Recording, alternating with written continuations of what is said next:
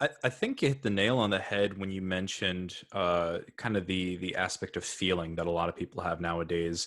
And I mean, I'm certainly not exempt from that. We grow up in a society where emotions and feelings really rule the day, and you could argue whether it's like feminine or masculine or things like that. I think we talked about that kind of when we mentioned some of the Venerable Fulton Sheen's works, Brian, in a couple episodes ago. Not about justice, but just it's tangential. It seems to me, I guess we should probably diagnose like the issue that people have with justice nowadays. Because if you go back to like what we discussed in our episodes where we brought up Aquinas a lot, Aristotle, I'm trying to think of some other people. I know we've had some more contemporary people in our notes, and honestly, it was a year and a half ago. But they would look at what we see with modern conceptions of justice outside of like a really strict rule of law basis. They would look at what people think about it, and they would just shake their heads because it's become purely based on emotion.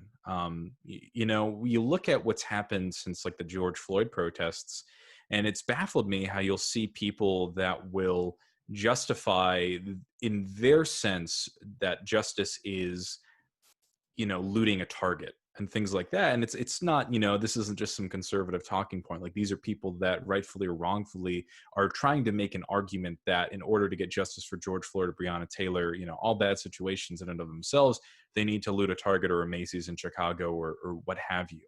And that's just so crazy. So I think it's almost funny that all of the past happenings over the past few months has almost colored at least my understanding of justice, because it really does require a kind of a moral framework among people that are participating in, I'll say, the dispute, the argument, or really just in a community where justice is brought up. And this moral framework isn't based necessarily on any philosophy or anything like that. I think the only moral framework that is going to be permanent that we've seen throughout history is based on natural law and the idea that we are all God's children.